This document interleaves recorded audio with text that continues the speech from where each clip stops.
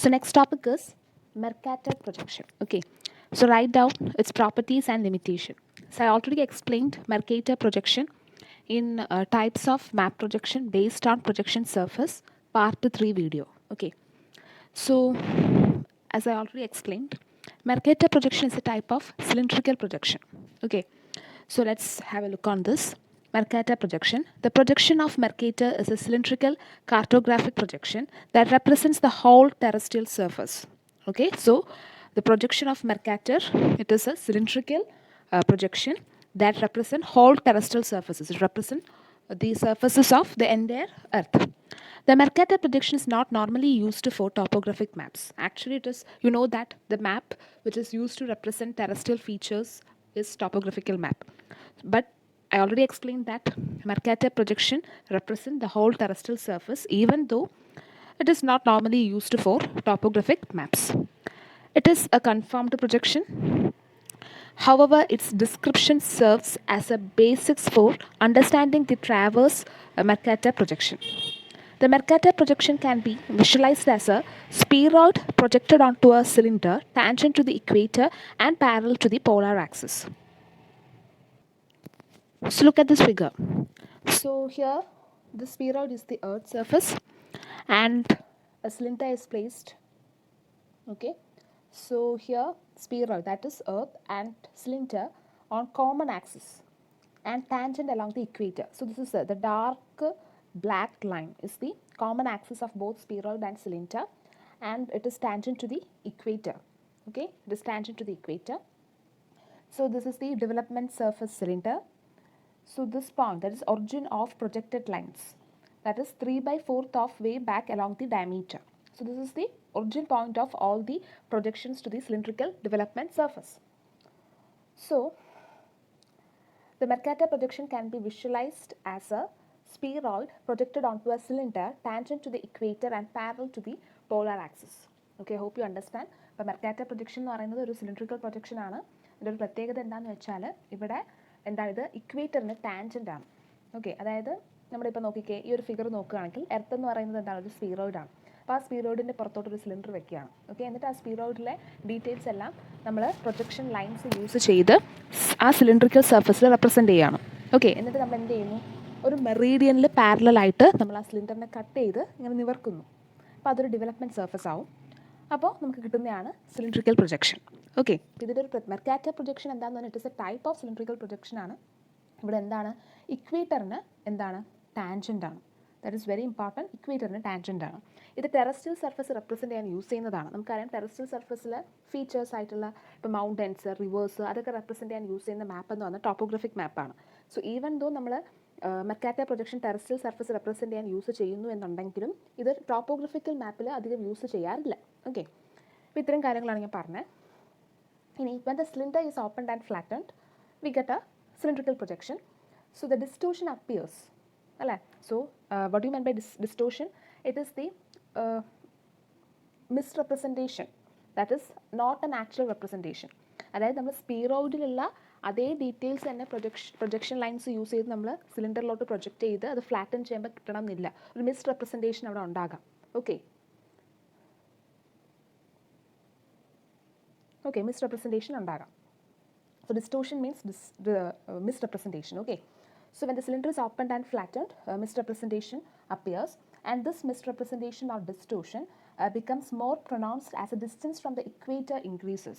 So here misrepresentation is more when the distance from the equator increases. So what do you mean by distortion? Distortion means misrepresentation. That means when we project the features on the spheroid to a cylindrical surface, as a cylindrical cylinder is opened, what misrepresentation occurs.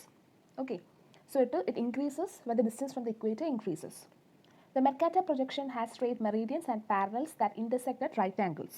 So as you all know that in cylindrical projection, the meridians and parallels intersect at right angles. In Mercator projection is also like that. The scale is true at the equator or at the two standard parallels equidistant from the equator.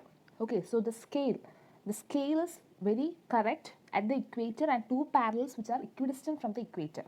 The projection is often used for marine navigation because all straight lines on the map are lines of constant azimuth. Okay, so they have same azimuth. So what do you mean by Azimuth. So azimuth means the direction of the celestial object from the observer expressed as a angular distance from the north or south point of the horizon to the point at which a vertical circle passing through the object intersects the horizon. Okay. So it is the direction of a celestial object observing from an observer. So it can also be said that the horizontal angular direction of a compass bearing. So as you studied compass survey, you heard this term azimuth. It is at there azimuth means bearing. Here it is the direction of the celestial object from the observer. I hope you understand. Okay. So next is properties of Mercator projection. Properties of Mercator projection are as follows. Parallels and meridians are straight lines. So here all the parallels. So here this is a Mercator cylindrical projection. So here parallels are running from parallels are the horizontal lines and Mercators are the vertical lines. So both the parallels and meridians are straight lines. The meridians intersects the parallels at right angles. So from the figure itself it is clear. The meridians intersect the parallels at right angles. The distance between the parallels goes on increasing towards the poles, but the distance between the meridians remains the same. So as you observe the figure, it is clear that this parallels are the horizontal lines. So the distance between the parallels increases towards the poles. Am I right? So as we go above, the distance between the above and below, the distance between the parallels increases. That means above and below are poles, no? So the distance between the parallels goes on increasing towards the poles, but the distance between the meridians, that is vertical lines, the distance between the vertical lines remaining the same. All the parallels are of same length and every one of them is equal to the length of the equator. Okay, and these parallels, so parallels are of same length and the length of each parallel is equal to the length of the equator. Okay, the length of the equator on this projection is equal to the length of the equator on the globe. So here in this projection, the length of the equator, as you all know that, as I already mentioned, the length of the parallel, that is horizontal line, is equal to the length of the equator. So here the length of the equator is equal to the length of the equator on the globe.